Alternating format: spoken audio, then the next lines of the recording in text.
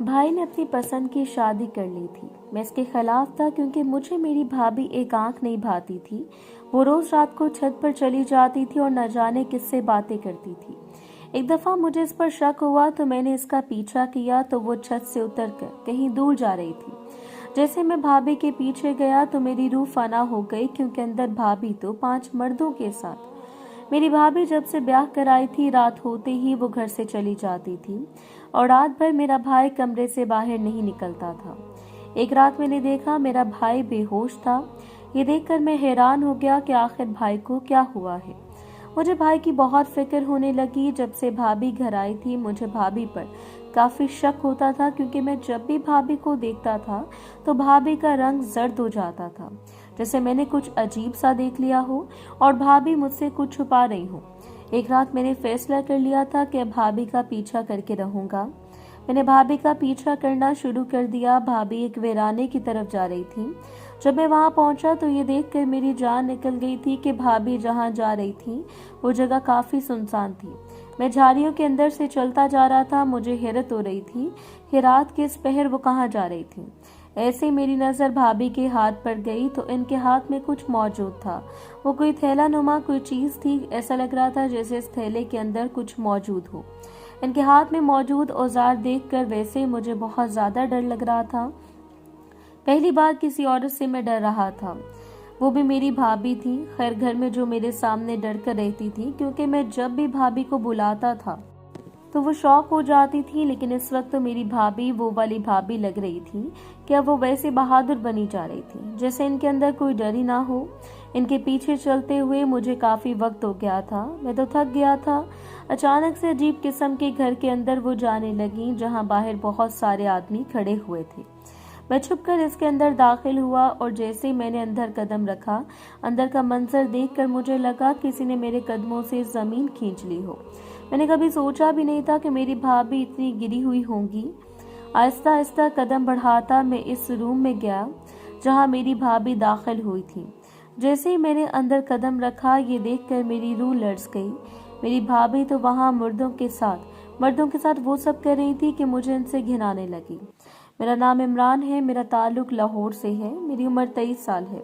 हम 2 भाई थे, एक मुझसे बड़ा था और मैं छोटा था। मेरे बड़े भाई काफ़ी अच्छे थे। इन्होंने हर मोड़ पर मेरा साथ दिया था। वो काफ़ी मासूम थे। इन्हें कुछ समझ नहीं आती थी। वो किसी भी इंसान के झांसे में काफ़ी आसानी से फंस जाते थे। मैं भी जानता था कि ज़रूर बहुत से लोग मेरे भाई का नाजायज़ फ़ायदा उठाते होंगे और इनकी मासूमियत को इस्तेमाल करते होंगे। इसीलिए वो लड़की भी इन्हीं लोगों में शामिल थी। वो लड़की मेरे भाई के ऑफिस में जॉब करती थी और जॉब के चक्कर में इसने मेरे भाई को फंसा लिया था। मैं जब भी भाई के ऑफिस जाता तो इस लड़की को देखता मुझे ऐसा लगता था कि वो किसी अहम काम की वजह से वहां मौजूद हो, जैसे इसका कोई और मकसद हो। मेरे भाई को इसने फंसा लिया था और मेरे भाई तो जैसे इसके प्यार में पागल हो गए थे। एक दिन वो मुझसे कहने लगा था कि इसने अपने लिए लड़की पसंद की है।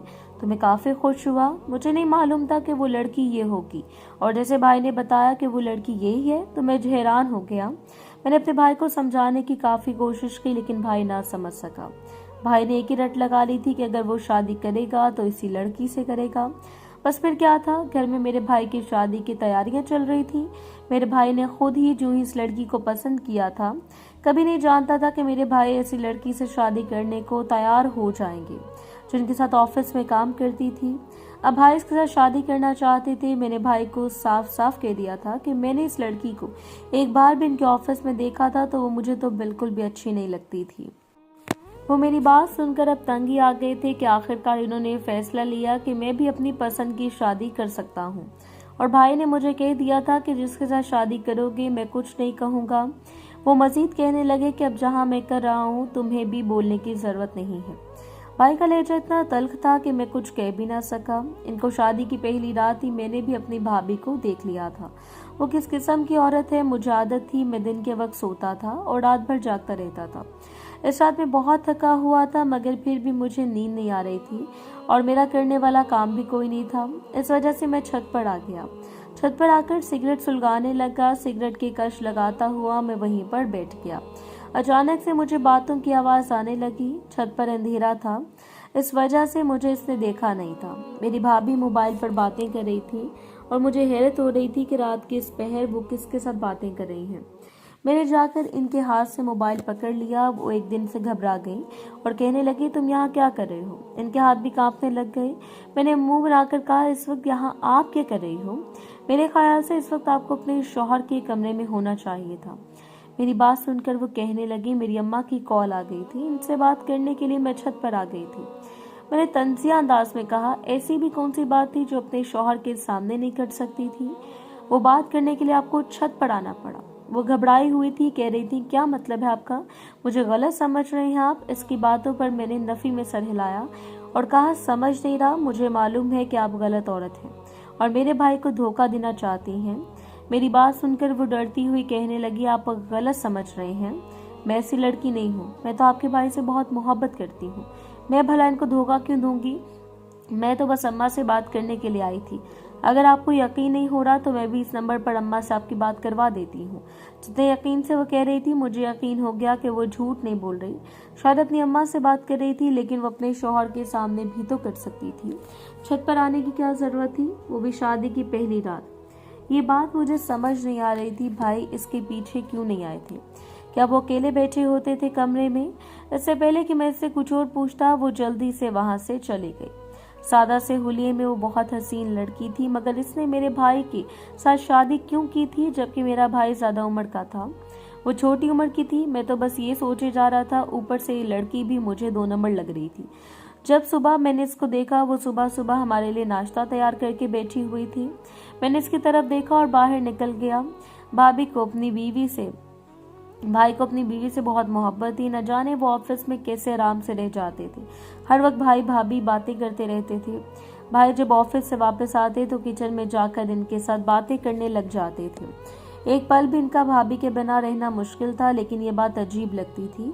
रात के वक्त अक्सर भाभी करने से बाहर होती थी और भाई की भी आदत थी देर तक जागने की, मगर जब से इनकी शादी हुई थी वो जल्दी सो जाते थे। मैं भाभी को छत पर तो जाता देखता था, मगर कभी उतरते हुए नहीं देखता था। न जाने वो कब उतरती थी छत से। एक रात मैंने सोचा, मुझे देखना चाहिए आखिर भाभी छत से कब नीचे आती हैं। मैं सीढ़ियों के पास कुर्सी डालकर बैठ गया। न जाने कब तक मैं वहां बैठा रहा। रात के 3 बज गए थे, मगर भाभी छत से नीचे नहीं आई थी। मैंने सोचा, मुझे छत पर जाकर देखना चाहिए। मैंने सिगरेट सुलगा ली और छत पर आ गया। छत पर आकर मैं इर्द गिर्द देखने लग गया, मगर भाभी तो कहीं भी नजर नहीं आ रही। मैंने नीचे आकर देखा, इनके कमरे का दरवाजा लॉक नहीं था। मैंने दरवाजा लॉक किया तो भाई सो रहे थे, मगर भाभी नहीं थी। मैंने देखा तो इनका मोबाइल भी नहीं था। मैंने भाई को उठाना चाहा, मगर वो तो बहुत गहरी नींद सो रहे थे। मैंने इनका हाथ पकड़ा था और वहीं पर इनके पास लेट गया। मैं जब बहुत ज्यादा परेशान होता था तो भाई के पास लेट जाता था, मगर जब से इनकी शादी हुई थी मैं इनसे दूर हो गया था। मैंने इनके कंधे पर सर रख के मैं सो गया, मगर सुबह जब मेरी आंख खुली तो भाई मुझे देखकर हंस रहा था। मैंने आंखें मसलते हुए कहा, मैं यहाँ सो गया था। भाई कहने लगा, तो और क्या, मुझे बेगम ने बताया है कि रात तुम मेरे कमरे में आए थे तो लॉन्च में सो गए थे। भाई ने मेरे बालों में हाथ फेरते हुए कहा। मैं उठकर सीधा कमरे में आ गया और फ्रेश होने लगा। मुझे अभी तरह याद है अच्छी तरह कि रात तक भाभी कमरे में नहीं थी, बल्कि घर में नहीं थी। अब न जाने अचानक सुबह कहाँ से आ गई थी। मैं जानना चाहता था आखिर ये रात को जाती कहाँ थी। कोई तो भाभी का ऐसा राज था जिसके बारे में हमें मालूम नहीं था, मगर मैं जानना चाहता था कि भाई को धोखा दे रही थी भाभी। ये बात तो मुझे पहले दिन से मालूम थी, मगर अब मैं अपने भाई को सबूत भी दिखाना चाहता था कि इनकी बीवी एक अच्छी औरत नहीं है। एक रात भाभी को मैंने किचन में देख लिया कि वो भाई के लिए दूध गर्म कर रही थी, तो उन्होंने एक पूरी से कुछ निकाल कर इस दूध के अंदर मिलाया था। अपने भाई पर काफी तरस आया मुझे। मैं जान गया था कि वो भाई के साथ क्या करती थी। भाई को नींद की दवा देकर न जाने रात कहाँ गुजार कर आती थी। मैं तो इस कश्मकश में मुब्तला था, लेकिन 2-3 दिन देखना चाहता था कि क्या हर रात भाभी घर में नहीं होती। मैंने भाभी की जासूसी शुरू कर दी। दिन भर तो अपने मामूल के कामों में मगन रहती थी, कोई बात नहीं करती थी। मैं अगर इन्हें बुला भी लेता तो डर जाती थी। मेरे बात का बहुत डर कर जवाब देती थी। अगर वो इतनी डरने वाली थी तो रात के वक्त घर से बाहर कदम रखते हुए, शौहर को नींद की दवा देते हुए, रात भर घर से बाहर गुजारते हुए इन्हें डर नहीं लगता था क्या? ये सोच सोच कर मेरा दिमाग फटा जा रहा था। मैं क्या करूं और क्या ना करूं। एक रात मैं छत पर था, भाभी के जाने से पहले ही मैं छत पर चला गया था।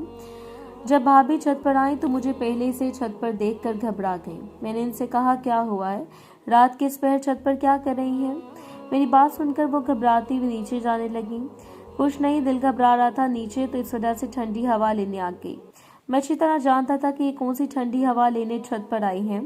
मैंने हैरत से इर्द गिर्द देखा, फिर मैंने जानबूझकर कहा, मुझे तो नींद आ रही है और मैं तो सोने जा रहा हूँ। इनके चेहरे पर खुशी की लहर दौड़ गई और वो शायद इस इंतजार में थी कि मैं कब नीचे जाता हूँ। मैं बज़ाहिर तो नीचे चला गया था, मगर वहीं पर सीढ़ियों पर छुप गया। इसके बाद वो दूसरी तरफ से छत से नीचे उतरकर बाहर की तरफ जाने लगी। मैं इनका पीछा करने लग गया। वो एक वीराने की तरफ चल दी थी। ले जाने वो किन जंगलों से गुजरती हुई कहाँ जा रही थी। मैं भी इनके पीछे पीछे जा रहा था। अचानक से वो एक अजीब से घर में दाखिल हो गई थी। इनके पीछे जाते हुए मैं भी एक कमरे में दाखिल हुआ, मगर वहां ये देखकर मेरी जान निकल गई। मेरी भाभी तो 5 मर्दों के साथ बैठकर कोई डील कर रही थी।